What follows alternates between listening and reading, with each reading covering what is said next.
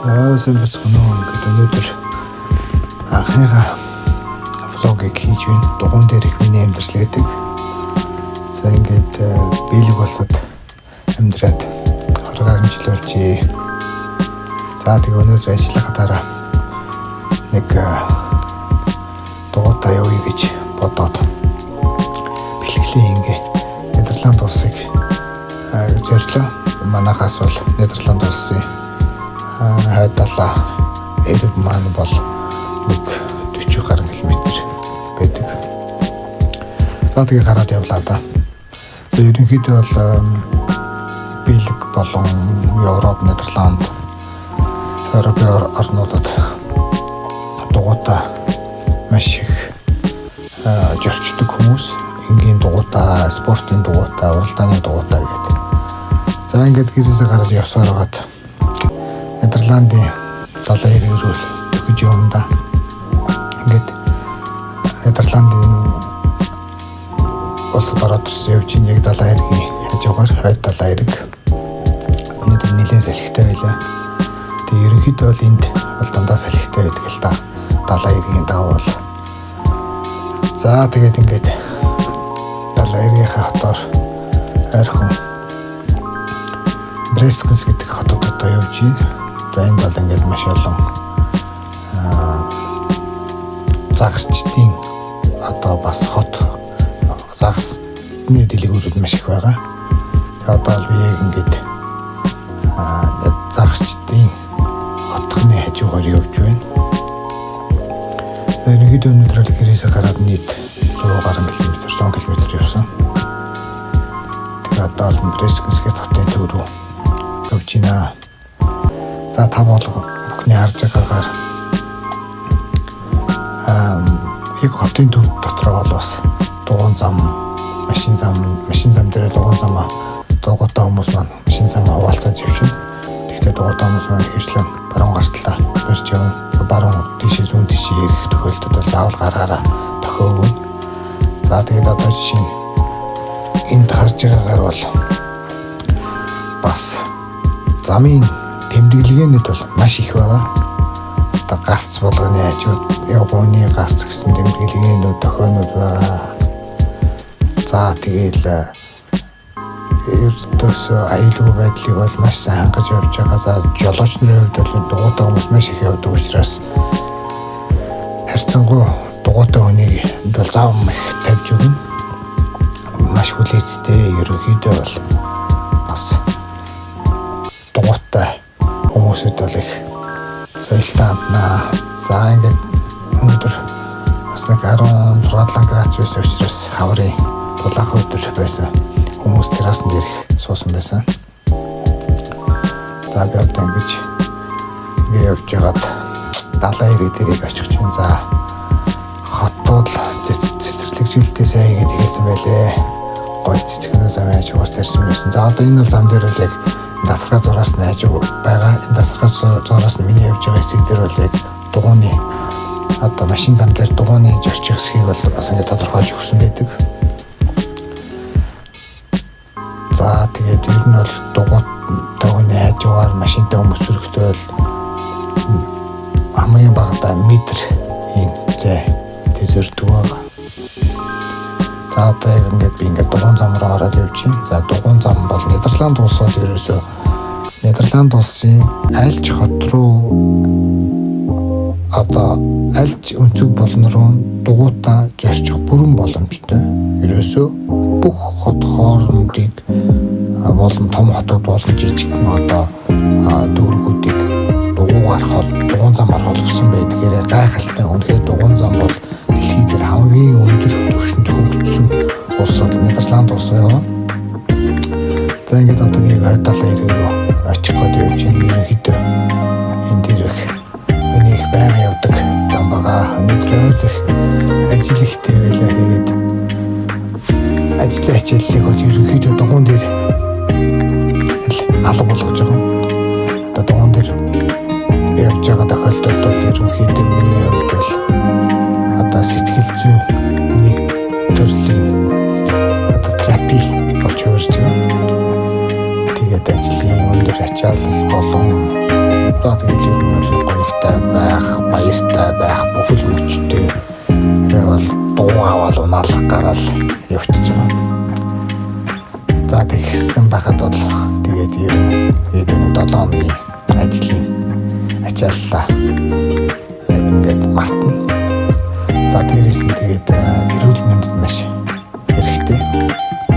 Тэгээд дугуйтай явахыг бас нэг давуу тал нь юу гэхээр байгальтайгаа ойрхон. Тэгээд дандаа гадаа одоо ингээд нартай үед бол ингээд D витамин, өнгөө D витамины үедээ авчиж, за тэгээд байгалийн салхи хүч, байгалийн хүчтэй тулгарчин салхи гэх мэттэй. Тэгээд цэвэр агаар ер нь бол тэгээд дугуун дээр хүн бол жинхэнэ эрх чөлөөг мэдэрдэг. Дугуйчин хүмүүс болон дугуй ундаг, дугуй сонирхдаг хүмүүс бол юу хамгийн чухал юм бэ дугуй унахад тэгээд асуугаад бол эрх чөлөө шүү дээ гэж хэлдэг. Тэгээд сүүлийн үед бол энэ одоо юуны эрх чөлөөг одоо сэтгэл зүйн эрх чөлөө буюу сэтгэл зүйн тал дээр одоо хүмүүс өөртөө одоо засал авахын тулд маш их дугуй ундаг болсон Европт бол. За ингээд яг энэ хэсгээр бол маш их салхитай. Тэгээд энд бас нэг Нидерландын хамгийн сонирхолтой яг энэ хойд долоо ирэг дээр ингээд салхи сорж уралддаг тийм нэг уралдаан болдог жил болгон. Гэхдээ тэдний ерөөсөө тогтсон өдөр байхгүй харж байгаа л ерөөсөө хамгийн салхитай үед өдрийг одоо өнөөдөр байлаа гэд маргааш гэвгэн маргааш болно шүү гэж зарладаг. Одоо тийм давуу талтай. Гэхдээ одоо нэг 100-120 хүнийг бүртгэж авдаг. Тэгээд тэр бүртгэлээ бол маш хурдан хийдэг. Тэр бүртгэлд ерөнхийдөө бүртгүүлэхэд бараг нэг 5 минутын дотор бүртгэлээ дуусдаг. Тийм байхaltaй. Тэгээд энгийн дугуугаар нэг араатай энгийн дугуугаар явдаг. Уралдааны дугуур гэсэн үг энгийн төмөр дугуугаар. За ингээд далайн иргэн яг далайн иргэн хажуугаар явж байгаа хай далайн иргэн. За энэ дээр ингээд явж байсан хоёр бас дугуйчтай дарсан нэг нь бол эмэгтэй эрэгтэй байсан. Эрэгтэй налах дээр нэг ийм одоо гравил дугуй унчихсан байсан харагдсан. За тэгээд намайг төхөөд очин готл мэдээд ингээд зам тавьж байгаа. За тэгээд дугуйч хүн болсон яах вэ? Дугуйтай хүн харахлаараа бас хурдаа нэмж хүчийг үзэхийг оролдсон. Тэгээд би ч бас зүгээр байсангүй нэр хажуугаар өнгөрөнгүүтээ мэдээж зүгээр ах хурдаа нэмсэн. Хурдаа нэмэх мөчд ардталт араас солих дуу сонсогдсон. Би ч дахиад хурдаа нэмсэн. Нөгөө эмэгтэй ард ирээд наалцсан. За тэгээд энэ дугуй зөрч явахад би нөгөө артлах эмэгтэйд бас ингээд хажууд шаараад төхөө өгсөн байгаа. За тэгээд нөхөр маань яг хөтэ нөгөө залуу найз залууны нөхөрний ард хоцорсон учраас тэгээд нэг 200 м миний ард явж хөөс гөрөөрөө би бас чамд дагч чадвартай шүү гэдгийг надад мэдрүүлчихэд тэгээ баяртай гэдэг ингээд ард хоцорсон байгаа. За энэ хэсэг бол үнэхээр салхитай газраа гэхдээ гоё. Салхи гэдэг чинь одоо дугуйчин хүний хүчтэй болгодог гайхалтай байгалийн хүчин зүйл шүү дээ. За ингээд энэ анхны влог хийлээ тэгээд цоврлоо завтаа үедээ влогод хийгээд явна.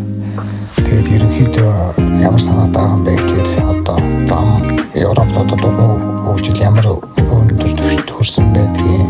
За тэгээд дугуйны зам гэх мэтийг харуулъя гэж бодож байгаа. За ингээд далайн иргэд ирсэн байна. Ажлын ачаал стрессийг нэг иймэрхүү байдалтай гаргаж байгаа. За тэгээд ерөнхийдөө ийшээ хэрдэм аа би бас. За тэгээд талаараа нэг талаа усыг харна гэдэг чинь тэгээд бас гайхамшигтай шигтэй. Гадаад талаа ирэх дээр зогсож байгаад нэг хэдэн минут зогсож амарчаад тэгээ буцаад дугуйгаа оноод явж байгаа. За ер нь л эндээс хойш цаашаа үргэлжлээд гэрцүүгээ буцах замдаа ороод явж байгаа. За энэ болоод яг далайн иргээр ингээд дугуйтай хүмүүсээ зориулсан зам энэ миний зүүн гартал харагдаж байгаа хэсэг нь болохоор далайн иргэний далан буюу одоо далайн ус хайлж орж явах гэх юм уу тийм ээ, тэр мөрнөөс өрсөн сэргээсэн далай ийм далангуудыг хийсэн байдий. За энэ нь бол ингээд ерөөсөө энэ далай ингээд үргэлжлээл ингээд явна.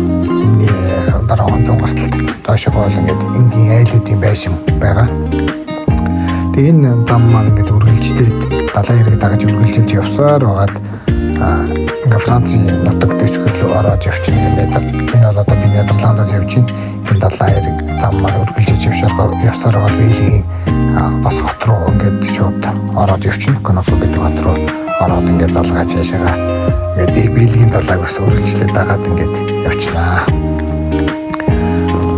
За тэгээд энэ замаар маш олон хүмүүс явнаа. Ерөнхийдөө бол зам болохоор бол энэ зам битүү бас явган аялагч нар болон нохоогоос эхлэж байгаа хүмүүс бас ингээд энэ замаар маш их явна. За энэ одоо жишээ нь ингээд хот хоорондын зам гэх юм уу да, одоо энэ дээр 70 км/цаг уртаа явж бол машинууд. За ингээд Тэрэлэнгийн талбай хөвчлэн энэ хавар бол одоо хөдөөний фермертэй айлууд, за трактортай одоо фермерний хүн явж хүмүүс амьдардаг хэсэг байгаа. За тэгээд энэ одоо энэ үргэлжилсэн далайн иргэн болон орон нутгийн хоорондох замууд нь бол одоо яг энэ одоо жишээ нь явж байгаа яг дугуйн зам. Ерөөсөө зөвхөн дугуйн зорчин энэ замаар. Тэгээ энэс гадна хажуу талд нь бас нөгөө машинистын зам байж байгаа. За Бельг бол одоо сүүлийн үед дугуйн ордны зам гэдэг замыг бас ингээд нийгээд хийгээд явж байгаа хот болгоны хооронд нь дугуйн ордны замаар холбож байгаа. Энэ дугуйн ордны зам дээр бол мэдээж бэлтгэл хийж байгаа тамирчид болон ажилдаа бас ингээд явдаг хүмүүс тэр ордны замаар хот хооронд явж байгаа. Энэ тэрэн дээр бол мэдээж маш хурдтай явж болно. Ордны хязгаар ерөнхийдөө бол байхгүй. За тэгээд угаасаа зам хөдөлгөөний төвд бас заасан юунууд дөрнүүд нь байгаа. Тэрнийг мэдээд дагаж мөрдөн. За одоо Бельгт бол дугуйн дээр гар утас хэрэглэх юм бол 185 еврогоор торгодог байгаа. Маш өндөр торгуулалттай. За би энэ дээр ингээд дахиад далайн иргэн хажуу замаараа холдож явж байгаа. Дахиад ингээд далайгийнхаа нөгөө талд гараад явж байна. За энэ бас нэг дугуйтаа залуу ингээд гаргаж тахилчаад өнгөрлөө ойлоо. За ер нь дугуйчууд бас хоорондоо явахдаа мэдлэн маш их одоо нэгэндээ мэдэстэй зөртөө Европт бол гэдэг Монголч ялгаагүй дээ манайхан бас тэгдэг юм байлээ. Би нэг Монгол бас нэг газар хэлдэ дугуйж үзсэн. За ингээд дугуйн зам гэдэг үнэхээр гайхамшигтай хөгжсөн. За энэ дугуйны спортоор болон дугуйгаар бол бас нийгмийн олон одоо асуудлуудыг шийдсэн байдаг. Тэрүүгээр маш их давуу талтай. Тэгээ энэ ер нь төрөөс гаргасан маш том цогц бодлого хэрэгжиж идэг л да. Зөвхөн дугуй хүн надад яваад байгаа юм шиг өнөөдөр энэ дугуйнаа явж байгаа хүний ардталт бол нийгмийнх нь маш олон асуудлуудыг ингэж шийдэгдсэн байт юм аа. Шаашлаад тэгээ дараа влогоор яриад явнаа. За ингээд одоо Бельгийнхаа зүгэл давх гэж юм да. За энэ жишээ нь бол ингээд яг машин зам хот хоорондын энэ дээр бол яг 70 км/цагийн урттай машинууд явж болно. За мэдээж машинууд өөдөөс машин ирж байгаа тохиолдолд дарж явж байгаа машинууд бол хүлээн. За тэгээд хажуугаар одоо чигнаалдаж мэгнаалддаг гэж очиж гарч явахгүй. Аль болох удаан хол зайтай зөрж өнгөрдөг. За тэгээд хот хоорондын зам дээр бол ерөнхийдөө машин явахнаас байгаа. Ихэвчлэн өдөөний хүмүүс амьдардаг учраас тэгээд бас явахд аюул багтаа байдаг. За ингээд явж байгаа. За та бүхний харж байгаа ихэвчлэн фермерийн айлууд байна. За тэгээд одоо ер нь бол баруун зүүн тал гэхгүй битүү мод өвс ингээд ургадаг. За Бельгийн үед бол хатуу ширээ уур амьсгалгүй өвлийн цагт бол яг зүгээр хамгийн хүүдтэй нэг 9 хасах 8-9 хүрнэ. Тэр гэхдээ уулархах газараараа яг миний амьдардаг орчинд бол нэг хасах 4-5 хүрнэ шөндөө. За өдөрт бол ер нь хасах бараг нэг хасах нэг 2 хүрнэ тэр нь хаяадаа л босод нөхцөлд бол дандаа л нэг нэмэх 5-6 долоо. Гэхдээ Монголыг бодвол тэр нэмэх 5-6 долоотоо болохоор нэг чигшилтэй учраас маш их голдоо ортол даардаг тийм талтай. Монголд бол бас нэг дулаахан болохоор ингээд хүүтэн ч гэсэн дулаан цамцнууд ингээд давхарлаад өмсчихэд ингээд дулаахан гайгүй нөгөө дотроосоо даарна гэж байхгүй. Энд бол тэр 6-7 градусын нэмэх 6-7 градуст бол ингээд дотроосоо их даардаг. Тэгэхээр маш дулаан хүчлэхгүй бол Монголын хүүтнээс яг хүүтэн байх магадлал өндөртэй. За ингээд гэрийн зүг давхичин зай нэг одоо урдны замын дээгүүр ингээд гүр тавьсан байгаа. Энэ бол яг миний доор бол одоо урдны зам явж байгаа. За энэ бас одоо нэг биелгийн дууны урдны зам.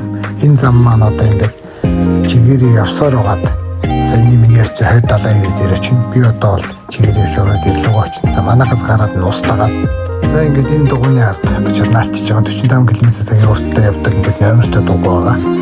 Ингээд нэг дагсараа гэстэй очсон. За баярлалаа баяртай.